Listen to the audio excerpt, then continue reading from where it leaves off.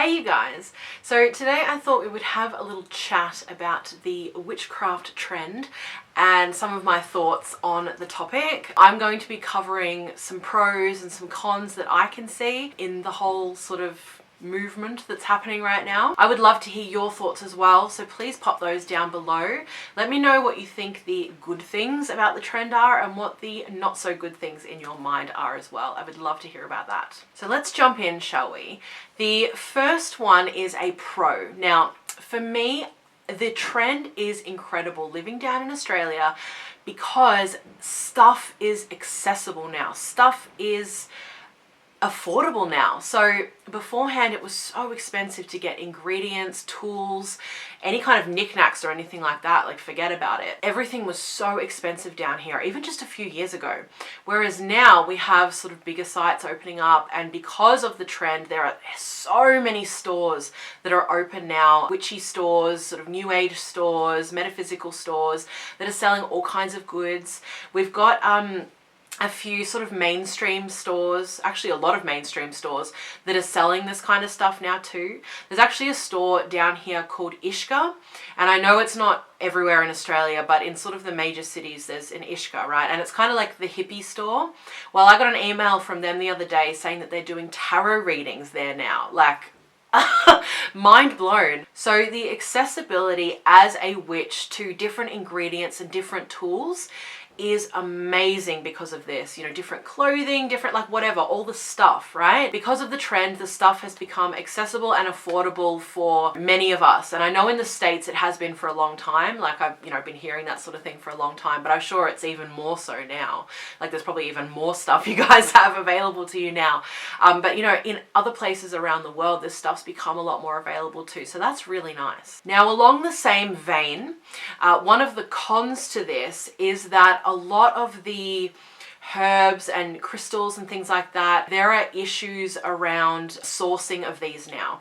So there are herbs that are becoming endangered. There are a lot of crystals which are being very unethically sourced. People are being treated incredibly horrifically in the mining of these crystals, and there's a lot of damage that's happening to the earth and all these kinds of things because there's such a huge demand now for all these sorts of things. So stuff that witches and spiritual people have used for many, many years, all of this stuff's shot into the mainstream now, which is so bizarre.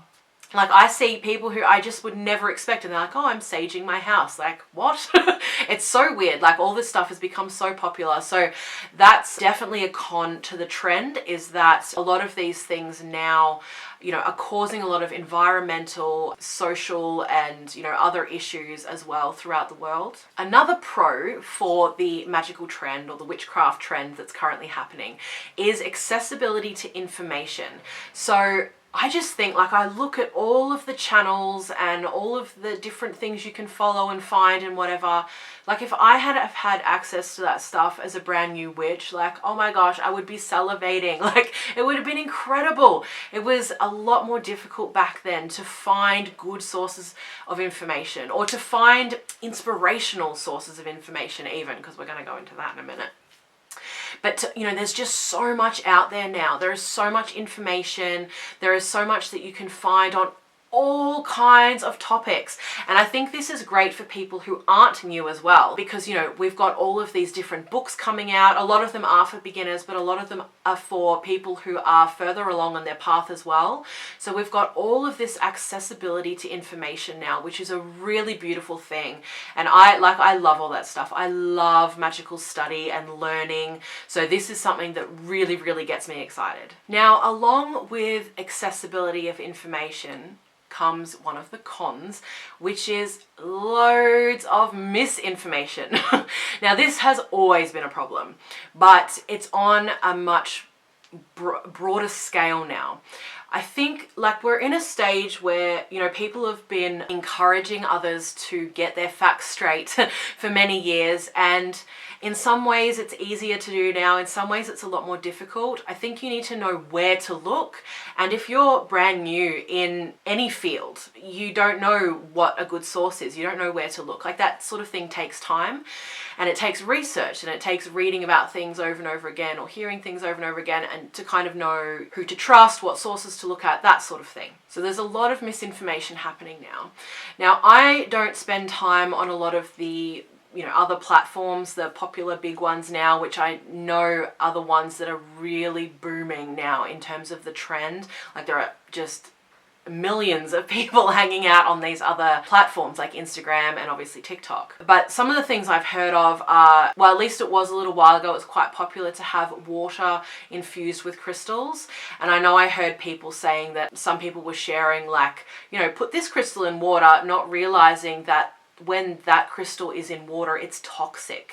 It either turns toxic or it's one that just is toxic. So this kind of information, like genuinely harmful information, there's always and has forever been history misinformation. So a lot of ideas about the burning times and, Salem and all this kind of stuff is not true. A lot of people think that it's like, oh, however many hundreds of thousands of witches were burnt at the stake. No, like, most of the people that were killed were Christians. Very few of them we would look at and understand them as being even remotely witchy. It's all this kind of stuff. It's sort of the stuff that's always been there, but it's just on a much broader scale now.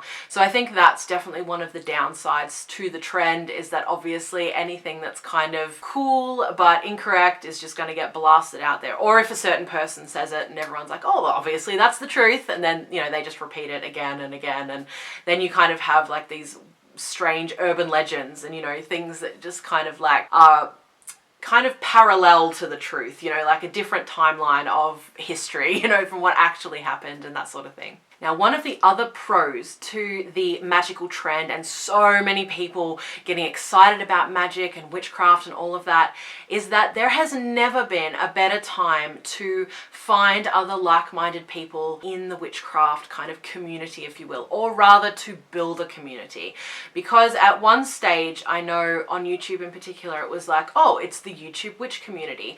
And after a certain point, it's not a community anymore. Like, after you reach a certain critical mass, a certain mass of people, it's not a community. It's, it has communities within it. That's kind of what's happened now.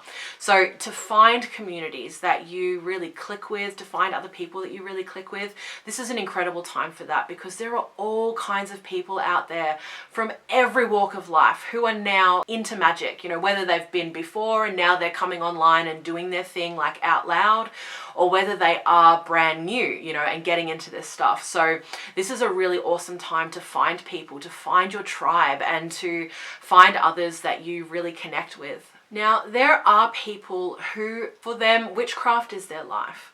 And they do feel the kind of popularity of it, the trend that's happening, the different ways that things have been taken and made popular and whatever. They feel like it's quite disrespectful to their practice. They feel like something that is so sacred to them has been cheapened by a lot of these people who are just kind of in it at a surface level and will only ever be into it at a surface level. So I just really want to acknowledge that, because I know that it is something that feels quite frustrating for a lot of people, and I can definitely understand that. I know I've had my moments where I've sort of felt that too, and because I don't spend a lot of time in those kind of trendy spaces, which I'm pretty sure trendy is like an old word, yeah.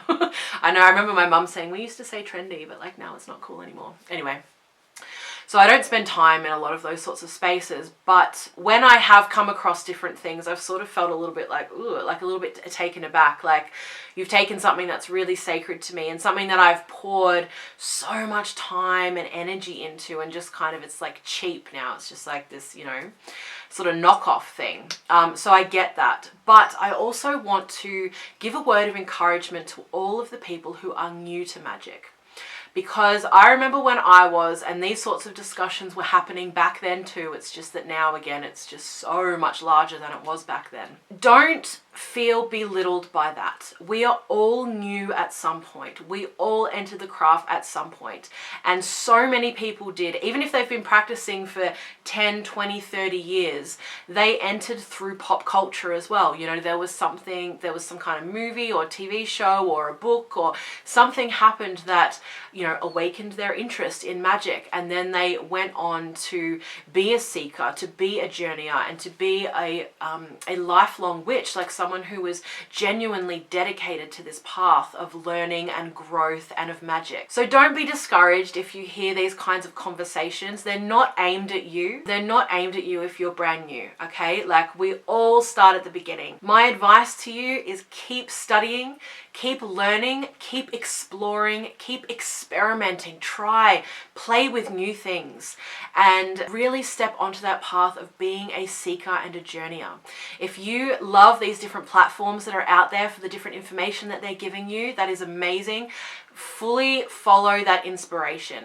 Make sure that you do more than just watch it on the screen. I remember, like, I was very much sort of stuck in that mode at the beginning. There's a lot of stuff out there where people are like, oh, you know, you can't do all this stuff until you know exactly what to do. But like, how are you going to know what to do ever if you don't actually get experience? So go out there and try stuff. Don't be afraid to try stuff, and keep asking questions. There are people out there who will treat you poorly because you're new and you're asking a question. I really think that that's gross. And I hope that I never see that sort of thing happening in the spaces that I hang out in. But if I can answer you, I will always answer your questions. So you're welcome to put them down below. And I encourage any of you who have experience in magic, please answer any questions that you see down below. When people ask a question, pop in there and give your 2 cents, give your experience, you know, give your wisdom to others. I think it's a really beautiful thing.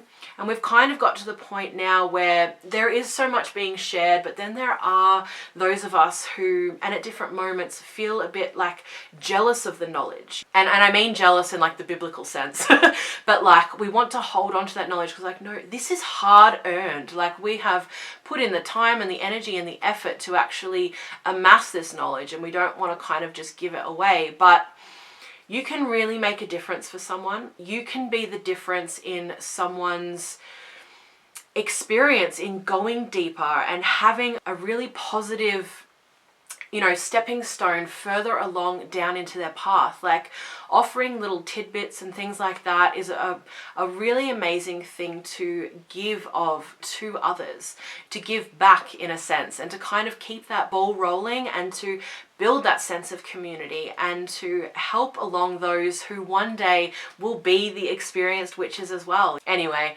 that's my little soapbox moment for the day. But I would love to hear from you guys. What do you think is awesome about the trend that's happening now? Whether you're new or whether you are an experienced witch, I would love to hear from you. And what are the things that you think aren't so good? Or what are the things that you've seen that aren't so good? I would really love to know. I think this is a really interesting topic and one we can talk about. Let's keep it civil though, okay? Any nastiness doesn't stick around in my comment section. I'm not down for that. So you're welcome to put in differing points of view, of course, but keep it respectful. If you are nasty to anyone else in the comments, like, that shit is gone immediately. As soon as I see it, that's gone. We're all part of a community here. This is a great space to build community. So let's do that. Let's create this as a really positive space where we all help each other to learn and grow. Because for all of us, it doesn't matter how experienced we are, how long we've been doing magic for, we are always learning, and we never have learnt it all. Like, there is so much to know about magic and the world and, you know, the etheric and everything like that. Like, none of us ever can know everything, and those that say they know everything, like, have serious issues, and those are people to be avoided. Okay, because we're all learning. So I love learning from you guys, and I really look forward to doing that down below. I'm wishing you all so much love and many, many blessings, and I'll see you in the next one.